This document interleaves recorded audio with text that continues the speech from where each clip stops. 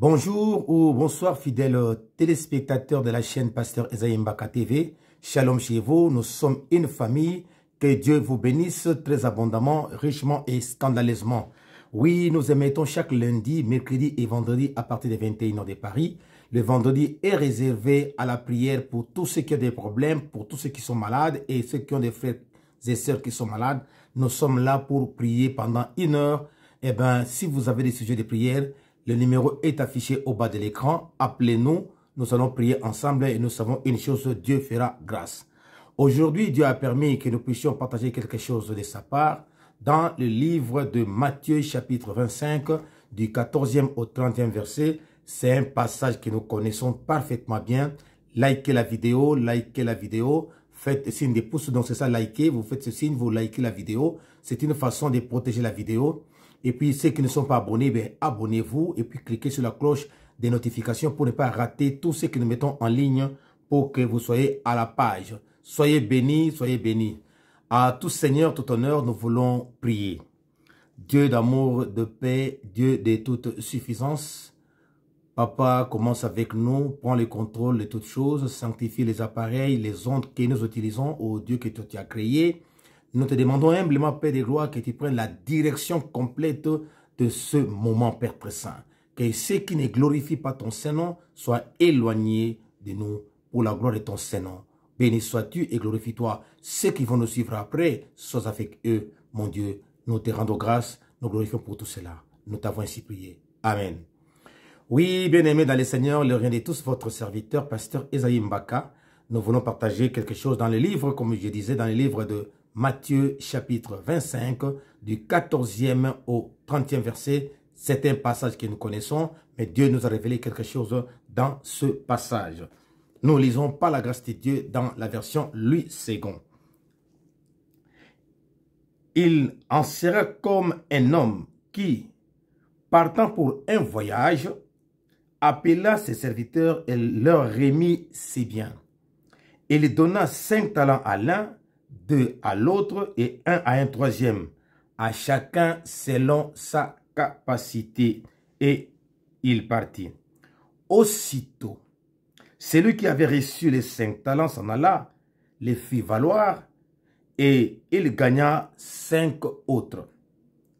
De même, celui qui avait reçu des talents en gagna des autres. Celui qui en avait reçu qu'un alla faire un creux dans la terre et cacha l'argent de son maître. Longtemps après, le maître des serviteurs revint et leur dit, et il leur rendit compte. Celui qui avait reçu 5 talents s'approcha et en apporta 5 autres. Il dit, Seigneur, tu m'as remis 5 talents, voici, j'en ai gagné 5 autres. Son maître lui dit, c'est bien, bon et fidèle serviteur. Tu as été fidèle en peu de choses, je te confie beaucoup, entre dans la joie de ton maître. Celui qui avait reçu les 2 talents s'approcha aussi et il dit, Seigneur, tu m'as donné 2 talents, voici, j'en ai gagné 2 autres. Son maître lui dit, c'est bien, bon et fidèle serviteur. Tu as été fidèle en peu de choses, je te confierai beaucoup, entre dans la joie de ton maître. Celui qui n'avait reçu qu'un talent s'approcha ensuite et il dit, Seigneur, je savais que tu es un homme dur, qui moissonne où tu n'as pas vanné. J'ai eu peur et je suis allé cacher ton 1 talent dans la terre. Voici, prends ce qui est à toi.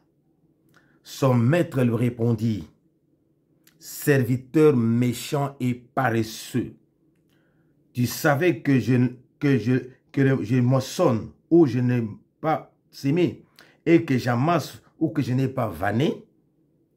Il te fallait donc remettre mon argent au banquier et à mon retour, j'aurais retiré ce qui est à moi avec un intérêt. Ôtez-lui donc le talent et donne-le à celui qui en a les 10 talents. Car on donnera à celui qui a et on sera, et sera dans l'abondance, mais à celui qui n'a pas, on ôtera même ce qu'il a. Parole du Seigneur. Bien-aimés dans le Seigneur, c'est un passage que toi et moi nous connaissons très bien. On nous a beaucoup parlé, on nous a beaucoup prêché là-dessus. C'est une histoire que nous connaissons parfaitement bien. Un homme qui avait beaucoup de biens, il avait 3 serviteurs qui devaient confier des tâches ou des responsabilités. À l'un, 5 talents, à un autre, 2 et un troisième, un seul talent. Les 2 premiers sont allés fructifier ce qu'ils avaient. Chacun a apporté le nombre de talents qu'on lui avait donné. C'est-à-dire qu'il a doublé le nombre de talents qu'on lui avait remis. Et l'autre aussi, c'était pareil. Mais le troisième, il a dit, il s'est résolu pour dire, écoutez, moi, je connais bien mon chef, autant garder, lorsqu'il reviendrait, je vais le remettre. Alors, le chef n'a pas trop tardé. Pendant un temps, il est venu et il a demandé les comptes à ses serviteurs. À chacun a apporté ce qu'il avait. Et l'autre, à plus de 2 premiers surtout, ce qu'ils avaient apporté et puis ce qu'ils avaient mis en valeur. Donc, les 5 autres talents pour le premier, les 2 autres talents pour le deuxième. Mais le troisième, il est venu rien qu'avec ce qu'on lui avait remis. Il n'a pas fructifié et le patron s'est vraiment fâché. Dieu me dit de te dire, ma sœur, mon frère, que nous devons être fidèles même dans les moindres détails, même dans les moindres choses, des petites choses. Mais le message d'aujourd'hui, bien-aimé, Dieu me dit de te dire que nous devons être fidèles jusqu'à la fin. Nous devons être vraiment des personnes capables de travailler pour Dieu jusqu'à la fin. Nous devons le faire. Tel est notre sujet d'aujourd'hui. Bien-aimé dans le Seigneur, on peut bien commencer avec son maître, on peut bien commencer avec son patron et on peut bien commencer avec Dieu. Mais qu'en est-il de la fin? La fin vaut mieux que son commencement. Ce que Dieu te donne, ce que Dieu me donne, nous sommes appelés à fructifier, nous sommes appelés à faire encore plus. Les talents que Dieu nous a donnés, les capacités que Dieu nous a données, Dieu est capable de les doubler, de les multiplier. Si nous prenons à cœur ce qu'on nous a confié, si nous prenons à cœur ce qu'on nous a donné. Bien-aimé dans le Seigneur, voilà le troisième. Il a commencé même à justifier sa position. Il commençait même à justifier sa paresse. Il commençait aussi même à accuser même son chef, son patron. Que voilà, je sais que tu es dur. Non seulement une accusation, mais aussi une insulte envers son responsable. Alors, on lui a dit, on ravit ce qu'il avait. Voyez que le peu qu'il avait, on lui a ravi, on lui a mis à l'écart. Parce qu'il n'a pas été fidèle, parce qu'il ne pouvait pas rendre honneur à son maître. Il pouvait prendre cet argent, amener auprès du banquier, fructifier, ne serait-ce qu'un petit rien. Mais lui, il n'a rien apporté. En d'autres termes, il a rendu encore son maître un peu pauvre. Dans le sens que si on ne fructifie pas quelque chose, c'est comme si on est en train de reculer. Qui n'avance pas, recule. C'est le cas de ce serviteur. Il n'a pas avancé, il n'a même pas fait avancer aussi son maître, du moins de sa part. Il n'a pas fait avancer son maître parce qu'il n'a pas voulu faire quelque chose de bien. Alors, ici, la fidélité, nous devons être fidèles jusqu'à la fin. Lorsque nous commençons quelque chose, nous devons arriver jusqu'à la fin de la chose. Et non faire un travail à moitié et non faire notre responsabilité à moitié. Et la fin vaut mieux que son commencement. Ne négligeons pas les responsabilités que Dieu nous donne. Ne négligeons pas les responsabilités que nous avons au travail, en famille, à l'église, auprès de ceux qui sont autour de nous. Dieu nous confie des tâches. Et lorsque Dieu nous confie des tâches, Dieu peut encore augmenter d'autres tâches et par-delà la récompense. On a jugé bon, fidèle serviteur, viens, entre dans la joie de ton maître. Il était bon, fidèle, et il est entré dans la joie, le premier et le deuxième. Mais le troisième a été refusé d'entrer dans la joie du maître. En plus, il a été disqualifié. Et on l'a qualifié d'ailleurs d'un méchant serviteur, d'un mauvais serviteur. Bien-aimés dans le Seigneur, lorsqu'on nous confie une responsabilité ou une tâche, prenons soin que le chef soit là, que le responsable soit là ou pas. Travaillons. Au travers ce que nous faisons, nous allons gagner. Peut-être ce que nous allons fructifier, les bonus ou les bénéfices, nous pourrions en profiter si du moins, nous prenons à cœur la chose. Je voudrais terminer par donner un témoignage, bien-aimé dans le Seigneur. Il y avait un homme qui était ingénieur en construction. Ingénieur en construction. Il avait terminé ses études, il avait commencé à travailler pendant au moins 30 ans. Il a travaillé pendant au moins 30 ans. Arrivé au bout, il devrait aller en retraite. Donc, dans 6 mois, il devait entrer en retraite. Et son chef l'appela pour lui dire, écoute, je te confie une mission. Tu dois construire une maison. La parcelle étant de 30 mètres sur 30. Construis-moi une maison à étage. Alors, dis-moi ce qu'il faut. Moi, je vais payer. Mais construis-moi dans 3 mois.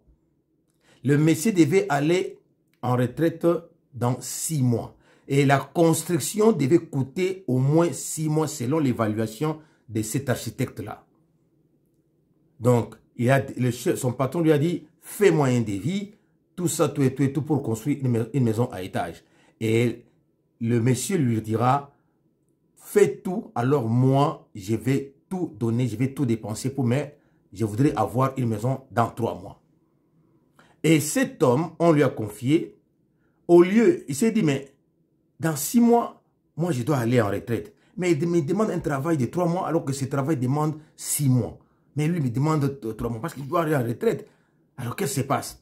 Et il a pris la résolution de construire la maison avec des matériaux peu durables, moins chers, pourvu qu'il puisse construire très vite et remettre les clés au patron. Il a construit en 3 mois, mais avec des matériaux non durables, parce que lui, il était pressé d'abord d'aller en vacances, parce qu'il savait qu'il devait aussi aller aussi en retraite. Il a construit la maison, il a tout terminé, il a pris les clés, il est allé voir le patron. Le patron, il a pris la main jusqu'au chantier. Il dit, voilà, on est arrivé, voici la maison chef. Le chef a visité la maison, tout était bon et bien en place. Et il prend les clés de la maison, il les remet à cet ingénieur pour lui dire, voilà mon cadeau que je te donne parce que tu as été fidèle envers moi, tu as beaucoup travaillé pour moi, c'était une façon pour moi de te remercier. Cet homme était stupéfait, sachant bien qu'il a construit cette maison dans la négligence. Il a construit, il a bâti cette maison en achetant des matériels moins durables. Et voilà que c'était à lui.